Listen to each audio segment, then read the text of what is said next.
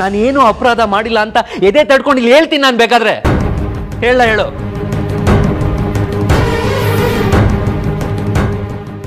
ಜೈಲಿಂದ ಬಂದ್ಮೇಲೆ ನನಗೆಲ್ಲಿ ಹೋಗ್ಬೇಕು ಅಂತಲೇ ಗೊತ್ತಿಲ್ಲ ಮುತ್ತಳು. ಸೀದಾ ನನ್ನ ಕಾಲು ನಿನ್ನ ಮನೆ ಹತ್ರನೇ ಬಂತು. ಯಾರಿದ್ದಾರೆ ನನಗೆ? ಅನಾಥ. ದಯವಿಟ್ಟು ಕೇಳ್ಕೊಳ್ತಿದೆ, ಈ ಮನೆಯಲ್ಲಿ ನಿಮ್ಮ ಮನಸ್ಸುಗಳಲ್ಲಿ ಸಣ್ಣ ಸಣ್ಣ ಜಾಗ, ನಿಮ್ಮ ಪ್ರೀತಿ ಅಷ್ಟೇ ಕಣೋ.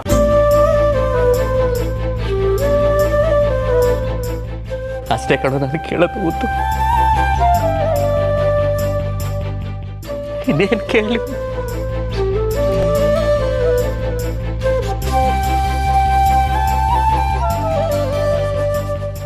ಇದ್ರ ಬಗ್ಗೆ ತೀರ್ಮಾನ ತಗೋಬೇಕಾಗಿರೋದು ನಾನಲ್ಲ. ಹೋ, ನನ್ನ ಹಳೆ ಶತ್ರು ಮತ್ತೆ ರೀಎಂಟ್ರಿ ತಗೊಂಡಿದ್ದಾನೆ.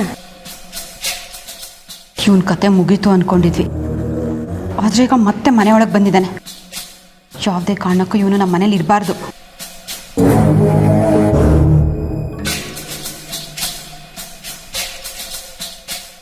ಬನ್ನಿ ಹೋಗೋಣ.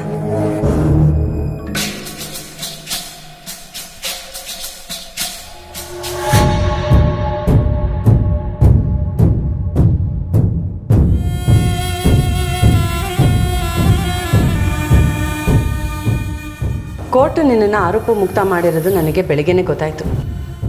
ಷಣ್ಮುಗ ಯಾವುದೋ ವಿಷಯಗಳಿಗೆ ಈ ರೀತಿ ಮಾಡಿರ್ಬೋದು, ಮಾಡಿಲ್ದೇನೂ ಇರ್ಬೋದು. ಷಣ್ಮುಗ ಈ ಮನೇಲಿದ್ರೆ ಮುತ್ತು ಮಾವಂಗೂ ಧೈರ್ಯ ಇರುತ್ತೆ, ಅವ್ರ ಕೆಲಸದಲ್ಲೂ ಸಹಾಯ ಆಗುತ್ತೆ. ನನಗೇನು ಷಣ್ಮುಗ ಈ ಮನೇಲಿರೋದೇ ಒಳ್ಳೇದು ಅನ್ನಿಸ್ತಿದೆ.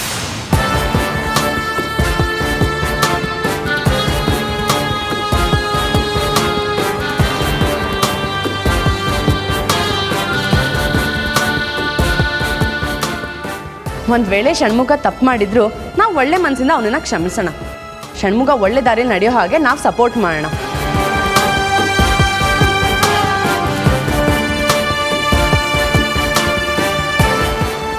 ನೀವೇನಂತೀರ ಮಾವ? ಒಳ್ಳೆ ನಿರ್ಧಾರ ಮಾಯ. ನಿನ್ನಲ್ಲೂ ಕ್ಷಮಿಸೋ ಗುಣ ಇದೆ ಅಂತ ಗೊತ್ತಾಗಿ ತುಂಬ ಸಂತೋಷ ಆಯಿತು.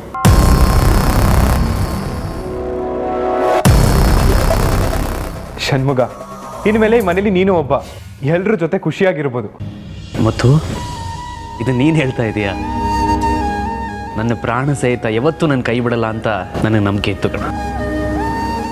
ನೋಡ್ತಾ ಇರು, ಇನ್ಮೇಲೆ ಇಲ್ಲಿರೋರು ಎಲ್ಲರ ಪ್ರೀತಿ ಹೇಗೆ ಸಂಪಾದನೆ ಮಾಡ್ತೀನಿ ಅಂತ.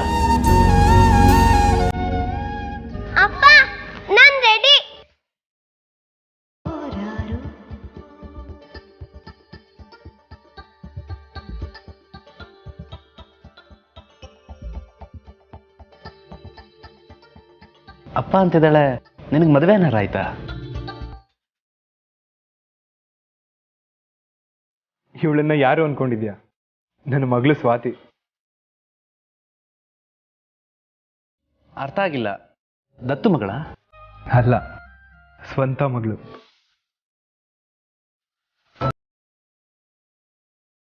ಚಿತ್ರ ತೀರ್ಕೋಬೇಕಾದ್ರೆ ತುಂಬಿದ ಗರ್ಭಿಣಿ ಅಂತ ನಿನಗೂ ಗೊತ್ತು.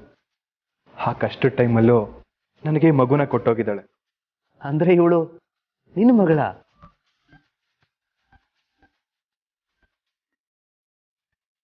ಬಾಪುಟ ಇಲ್ಲಿ.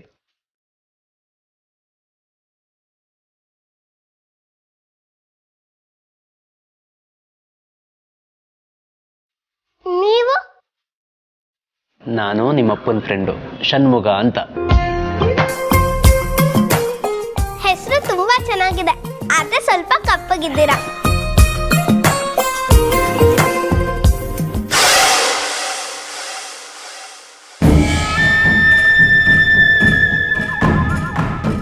ತಲೆ ಕೆಟ್ಟಿದ್ಯಾ ನಿನಗೆ? ಆ ಷಣ್ಮುಗ ಈ ಮನೇಲಿ ಇರೋಕ್ಕೆ ಯಾಕೆ ಒಪ್ಕೊಂಡೆ? ಅವನಿಂದ ನಮ್ಗೆ ಏನೇನು ತೊಂದರೆ ಆಗ್ಬೋದು ಅಂತ ಗೊತ್ತಿದೆ ತಾನೆ? ನನ್ನ ಗುರಿ ಅವನಲ್ಲ, ಬೆಳ್ಳಿ ಮತ್ತು ಸ್ವಾತಿ. ಆ ಕೆಲಸದವಳೆ ನನ್ನ ಹೆಸರು ಹೇಳ್ಕೊಂಡು ಈ ಮನೇಲಿದ್ದಾಳೆ ಅಂದಮೇಲೆ ಇವರೆಲ್ಲ ಯಾವ ಲೆಕ್ಕ? ಬಿಡಿ, ಅದಕ್ಕೆ ನನ್ನ ಹೆಸರು ಹೇಳ್ಕೊಂಡು ಇವನು ಬದುಕೊಳ್ಳಿ. ನಿನಗೆ ನಾನು ಏನು ಹೇಳಿದ್ರು ಅರ್ಥ ಆಗಲ್ಲ. ಸರಿ, ಈಗ ಅದಕ್ಕೆಲ್ಲ ಟೈಮ್ ಇಲ್ಲ. ಆಚೆ ಬ್ಯಾನರ್ ಹಾಕಿದಾರಂತೆ, ನಾನು ಬೈರ ಹೋಗಿ ನೋಡ್ಕೊಂಡು ಬರ್ತೀವಿ.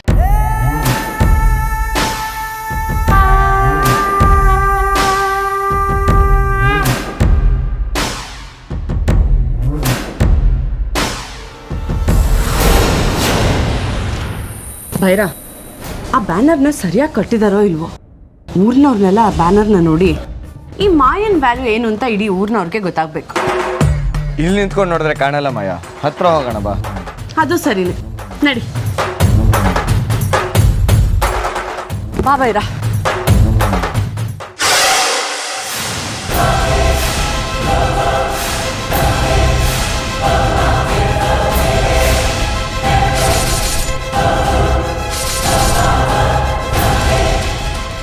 ಇದೇನ್ ಮಾಯಾ ಹೀಗ್ ಮಾಡಿಟ್ಟಿದ್ದಾರೆ?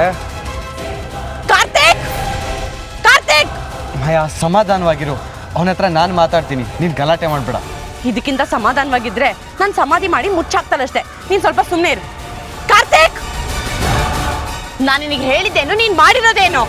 ಸಾರಿ ಮಾಯಾ, ನಾನು ಆ ಡಿಸೈನರ್ಗೆ ಹೇಳಿದ್ದೆ, ಆದರೆ ಇವರಿಬ್ರು ಜೊತೆ ಇರೋದೇ ಚೆನ್ನಾಗಿದೆ ಅಂತ ಇದನ್ನ ಹಾಕಿದ್ದಾನೆ. ಅವನೇನೋ ಹೇಳ್ತಾನೆ ಅಂತ ನಿನ್ ಬುದ್ಧಿ ಎಲ್ಲಿ ಹೋಗಿತ್ತು? ನೀನ್ ಸರಿಯಾಗಿ ಹೇಳ್ಬೇಕಿತ್ತಲ್ವಾ? ಮೊದಲೇ ಊರಿನ ಜನ ಎಲ್ಲ ನನ್ನ ಕೀಳಾಗಿ ನೋಡ್ತಾರೆ, ಈಗ ಈ ಬ್ಯಾನರ್ ನೋಡ್ಬಿಟ್ಟು ಓ ಮುತ್ತುಗೂ ಮಾಯಗೂ ಮದ್ವೆ ಆಗಲ್ಲ, ಅದಕ್ಕೆ ಈ ರೀತಿ ಫೋಟೋ ಹಾಕ್ಸಿದಾರೆ ಅಂತ ಎಲ್ಲ ಆಡ್ಕೊಳಲ್ವಾ? ಅಷ್ಟೇ ಅಲ್ಲ, ಮುತ್ತಣ್ಣಗೂ ಬೆಳ್ಳಿಗೂ ಮದ್ವೆ ಆಗ್ತಿದೆ ಅಂತ ಎಲ್ರಿಗೂ ಹೇಳ್ದಂಗಾಗಲ್ವಾ? ನನ್ಗೇನೋ ಇವನು ಬೇಕು ಅಂತ ಈ ತರ ಮಾಡಿಸಿದಾನೆ ಅನ್ಸ್ತಿದೆ. ಅದರಿಂದ ನನಗೇನು ಯೂಸು? ನಾನು ಯಾಕೆ ಹಾಗೆ ಮಾಡಲಿ? ಬೇಕಿದ್ರೆ ಅವನ್ನ ಕರ್ಕೊಂಡ್ ಬರ್ತೀನಿ. ನನ್ನ ಹತ್ರ ವಾಯ್ಸ್ ರೇಸ್ ಮಾಡೋದೆಲ್ಲ ಇಟ್ಕೋಬೇಡ. ಮಾಡೋ ಕೆಲಸನ ಮೊದಲು ಮಾಡು. ಬೇಗ ಹೋಗಿ ಬ್ಯಾನರ್ನ ಚೇಂಜ್ ಮಾಡಿಸ್ಕೊಂಬ. ಊರಿನ ಜನರೆಲ್ಲ ನೋಡಿ ಆಡ್ಕೊಳ್ಳೋದು ಬೇಡ. ಒಂದು ವಯಸ್ಸಿರೋ ಕೆಲಸನ ನೆಟ್ಟಿಗೆ ಮಾಡಕ್ ಬರಲ್ಲ. ನಿನಗೆ ಹೇಳ್ತಿರೋದು, ಹೋಗು.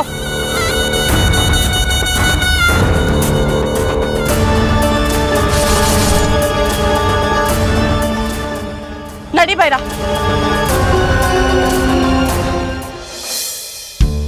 ಎಲ್ಲಿ ಕರ್ಕೊಂಡು ಹೋಗ್ತಿದ್ಯಾ ಸ್ವಾತಿ?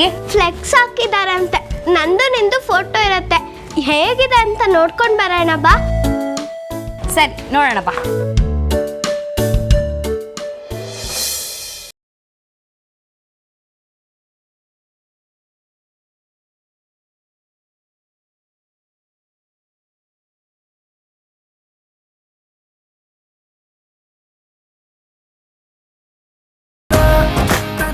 ನೋಡ ಚಿಕ್ಕಿ, ನಾವಿಬ್ರು ಹೇಗ್ ಕಾಣಿಸ್ತಿದೀವಿ? ಎಷ್ಟು ಚೆನ್ನಾಗಿದೆ ಅಲ್ಲ? ನೀನ್ ಈ ಸೀರೆಯಲ್ಲಿ ಸೂಪರ್ ಆಗಿ ಕಾಣಿಸ್ತಿದ್ಯಾ. ನನಗಿಂತ ಮುತ್ತುಮಾವ ಬಟ್ಟೆನಲ್ಲಿ ಎಷ್ಟು ಮುದ್ದ ಕಾಣಿಸ್ತಿದ್ದಾರೆ. 3 ಜನ ಸೇಮ್ ಟು ಪಿಂಚ್. ಚಿಕ್ಕಿ, ಇದನ್ನ ನೋಡ್ತಿದ್ರೆ ಏನನ್ಸುತ್ತೆ ಹೇಳು? ಏನನ್ಸುತ್ತೆ? ನೀವು ಅಪ್ಪನ ಮದ್ವೆ ಆಗಿ ನಿಮಗ್ ಒಂದ್ ಮಗು ಹುಟ್ಟಿದ್ರೆ ಹೇಗಿರತ್ತೋ ಹಾಗಿದ್ದೀವಿ ನಾವು 3 ಜನ.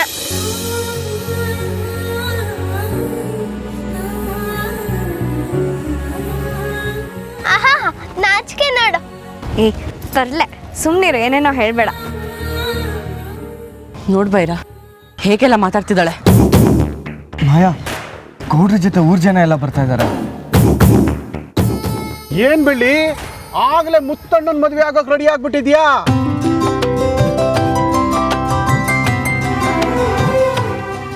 ನಮ್ಮನ್ನೆಲ್ಲ ಮದ್ವೆ ಕರೆಯೋದು ಮರಿಬೇಡವಾ? ಅವ್ರು ಕರ್ತಿಲ್ಲ ಅಂದ್ರೂ ನಾನ್ ಕರಿತೀನಿ. ಎಷ್ಟು ಮುದ್ದಾಗಿ ಮಾತಾಡ್ತೀಯಮ್ಮ.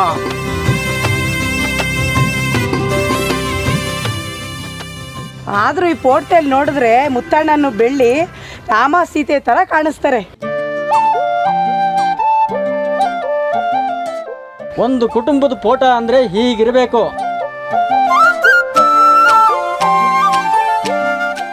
ಬೆಳ್ಳಿ, ನೀನ್ ಏನೇ ಮರ್ತರು ನಿನ್ ಮದ್ವೆ ಊಟ ಹಾಕ್ಸೋದ್ ಮರಿಬೇಡ ಕಣವ. ಏ ಮರಿಯಲ್ಲ, ಅದಕ್ ನಾನ್ ಗ್ಯಾರಂಟಿ ಕೊಡ್ತೀನಿ. ಅಯ್ಯೋ, ಪೂಜೆಗೆ ಲೇಟ್ ಆಗುತ್ತೆ, ಎಲ್ರೂ ಬನ್ನಿ, ಮನೆಗೆ ಹೋಗೋಣ. ಸರಿ.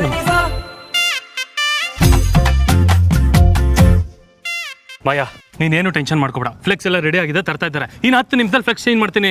ಕೊಳ್ಳೆ ಹೊಡೆದ ಮೇಲೆ ಕೋಟೆ ಬಾಗ್ಲಾಕಿದ್ರಂತೆ, ಹಾಗಾಯ್ತು ನಿನ್ ಕತೆ. ಊರಿನ ಜನದ ಮುಂದೆ ನನ್ನ ಮರ್ಯಾದೆ ಆಗ್ಲೇ ಹೋಗಾಯ್ತು. ಈಗ ಬಂದು ಫ್ಲೆಕ್ಸ್ ಚೇಂಜ್ ಮಾಡ್ತೀನಿ ಅಂದ್ರೆ ಯಾವ ಪ್ರಯೋಜನನೂ ಇಲ್ಲ. ಸುಮ್ಮನೆ ಅಲ್ಲಿಂದ ಹೋಗು. ಈಗೇನು ಬೇಡವಾ? ಹೋಗ್ಲಿ ಬಿಡು, ಒಳ್ಳೇದಾಯ್ತು. ಆ ಷಣ್ಮುಗ ಬಂದ, ಇವ್ನು ನೋಡಿದ್ರೆ ಊರಿನ ಜನದ ಮುಂದೆ ಈ ರೀತಿ ಫ್ಲೆಕ್ಸ್ ಹಾಕ್ಸಿ ನನ್ನ ಮರ್ಯಾದೆ ಕಳ್ದ. ಇನ್ನು ಮುಂದೆ ಏನೇನಾಗುತ್ತೋ ಏನೋ. ಏನ್ ಮಾಡ್ಬೇಕು ಅಂತೀಯ ಮಾಯಾ?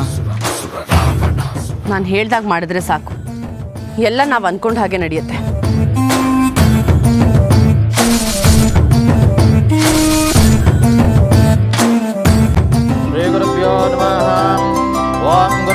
गुरुविष्णुः गुरुदेवो महेश्वरः गुरुसाक्षात् परब्रह्म तस्मै श्री गुरुवे नमः आगमार्थं तु देवानां गमनार्थं तु रक्षसां पुण्यार्थं सार्वभौमस्य देवताह्वानलाञ्छनं कात्यायनाय विद्महे कन्याकुमारी धीमहि तन्नो गौरी प्रचोदयात् ओं भोः ओं भुवः ओं भुवः ओं भोर्भुवः स्वाहा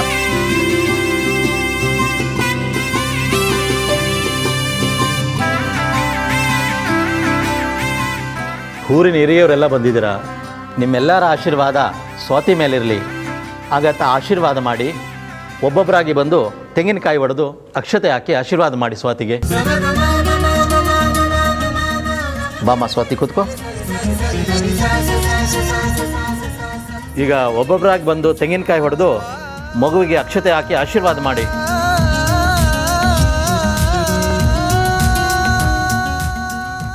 ಗೌಡ್ರೆ ಬನ್ನಿ, ನೀವೇ ಮೊದಲು ಬಂದು ಕಾಯಿ ಹೊಡೀರಿ.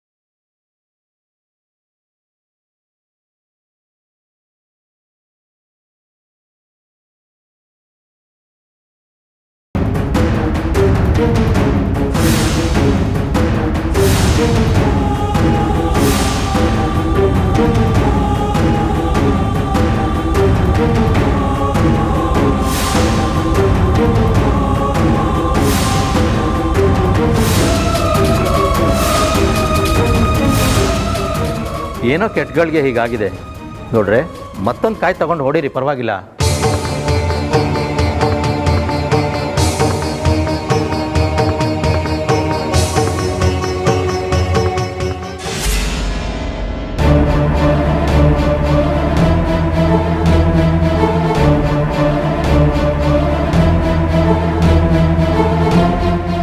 ಎಂಥ ಅಪ್ಶಕ್ನ 3 ಕಾಯಿಗಳು ಕೆಟ್ಟಿವೆಯಲ್ಲ ಗುರುಗಳೇ.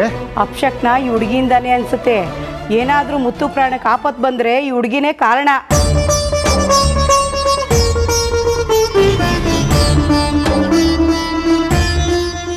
ಏನೋ ಕೆಟ್ಟ ಕಾಲದಲ್ಲಿ ಮನೆ ಖಾಲಿ ಕೈತೆ ಅನ್ಸುತ್ತೆ. ಇವಳಿಂದ ಮನೆಗೆ ಯಾರಿಗೂ ಕೆಟ್ಟಿದಾಗದೇ ಇದ್ರೆ ಸಾಕು. ನೋಡಿ, ಆ ರೀತಿ ಎಲ್ಲ ಮಾತಾಡಬೇಡಿ, ಎಲ್ಲರೂ ಮನ್ಸ್ಗೂ ನೋವಾಗುತ್ತೆ.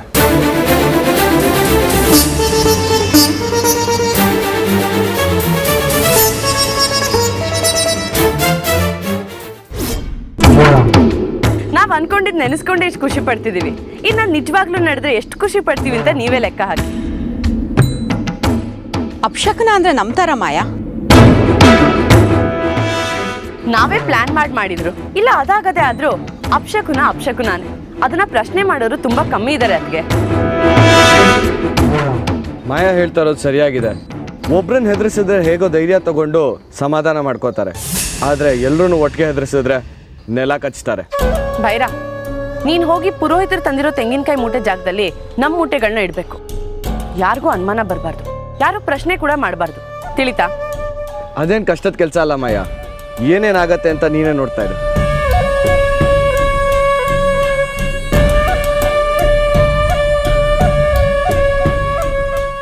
ನನ್ನ ಜಾಗಕ್ಕೆ ಬಂದಿರೋ ಆ ಬೆಳ್ಳಿಗೆ ತುಂಬಾ ಸವಾಲುಗಳನ್ನ ಎದುರಿಸ್ಬೇಕಾಗತ್ತೆ. ಬ್ಯಾಡ್, ವೆರಿ ಬ್ಯಾಡ್.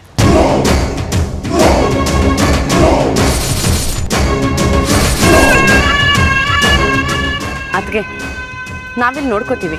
ಯಾವುದೇ ಕಾರಣಕ್ಕೂ ಅನುಮಾನ ಬರ್ದಿರೋ ಹಾಗೆ ನೀವು ಪೂಜೆಲಿರಿ.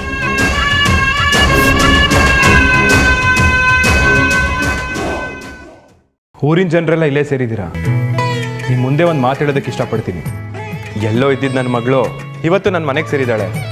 ಇನ್ನು ಮುಂದೆ ಇಡೀ ಆಸ್ತಿಗೆ ಅವಳೇ ಯಜಮಾನಿ.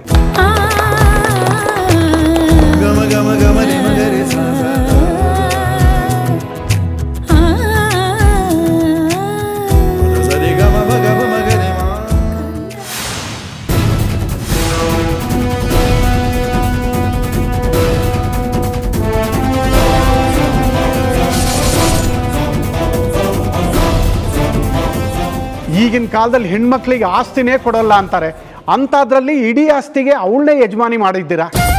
ನಿಮ್ಮ ಗುಣ ಮೆಚ್ಚಬೇಕಾದ್ದೇ ಅಂತಣ್ಣ.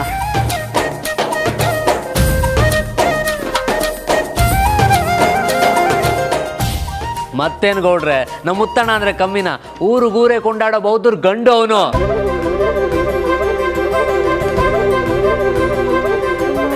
ನೋಡ್ರಿ, ಸಾಂಗವಾಗಿ ದೇವಸ್ಥಾನದ ಎಲ್ಲ ಪೂಜಾ ವಿಧಿಗಳು ಮುಗಿದಿದ್ದೇವೆ. ಯಾರಾದರೂ ಹೆಣ್ಮಕ್ಳು ಬಂದು ಮಗುಗೆ ಅರಿಶಿನ ಕುಂಕುಮ ಇಡ್ರಮ್ಮ. ಕುಂಟತೆ ಬೈಲಿ, ಅದೇ ನಂಗೆ ನಿಂತ್ಕೊಂಡು ನೋಡ್ತಾ ಇದೆಯಾ? ಬೈಲಿ ನೀನೇ ಹಚ್ಚು. ಓಂ ಸರ್ವಮಂಗಲ ಮಾಂಗಲ್ಯೆ ಶಿವೆ ಸರ್ವಾರ್ಥ ಸಾಧಿಕೆ ಶರಣ್ಯೆ ತ್ರ್ಯಂಬಕೆ ದೇವಿ ನಾರಾಯಣೇ ನಮೋಸ್ತುತೆ.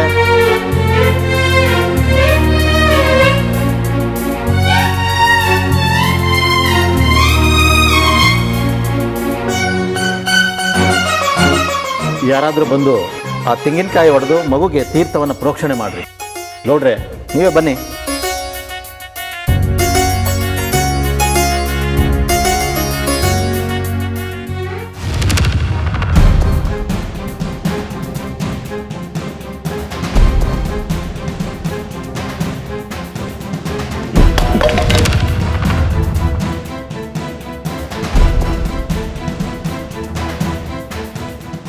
ಯಾರಪ್ಪ ಕಾಯಿ ತಂದಿಟ್ಟಿದ್ದು?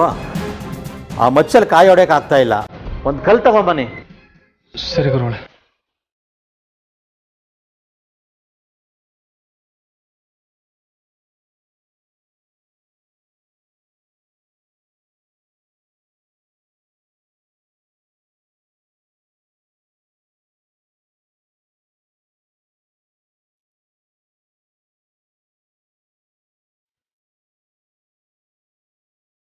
ಕಲ್ಲು ಕಲ್ಲು ಕಲ್ಲು ಕಲ್ಲು ಕಲ್ಲು. ಷಣ್ಮುಖಣ್ಣ ಇಲ್ಲೇನ್ ಮಾಡ್ತಿದ್ದೀರಾ? ಕಾಯಿ ಹೊಡೆ ಕಲ್ಲು ಕೇಳಿದಲ್ಲ ಸ್ವಾಮಿಗಳು. ಕಲ್ಲು ಇಲ್ಲೇಲ್ ಸಿಗತ್ತೆ? ಗೋಡನಲ್ಲಿದೆ ಅರಿಯ ಕಲ್ಲು, ಬನ್ನಿ ಕೊಡ್ತೀನಿ. ನಡಿ ನಡಿ.